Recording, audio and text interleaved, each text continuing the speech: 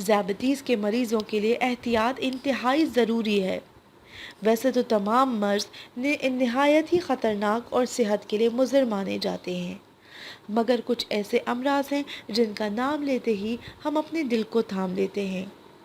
ان میں سے ایک مرض ذیابیطیز کا بھی ہے، جو بہت ہی زیادہ نقصان دہ اور ہماری صحت کے لیے مضر مانا جاتا ہے۔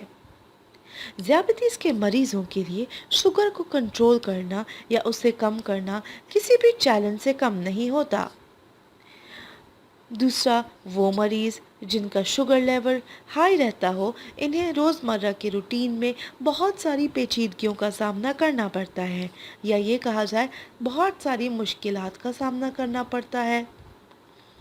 رفتہ رفتہ آپ کے جسمانی حالت میں تبدیلیاں پیدا ہونے لگ جاتی ہیں، یا یہ کہیں کہ جسمانی اعضاء کام کرنا چھوڑنے لگ جاتے ہیں، جیسے کہ آنکھوں کی بینائی جانا، وزن کا بتدریج بڑھ جانا، مستقل تھکاوٹ رہنا، یادداشت کم ہو جانا اور سر درد میں دماغ کی رگیں پھٹنا۔ لیکن اگر مریض چاہے تو چند دنوں میں ہی شوگر لیول میں تبدیلی آ سکتی ہے اور بہت ہی آسانی کے ساتھ کنٹرول بھی کر سکتا ہے، مگر اس کے لیے انتہائی ضروری ہے کہ آپ احتیاط برتیں اور پرہیز کریں۔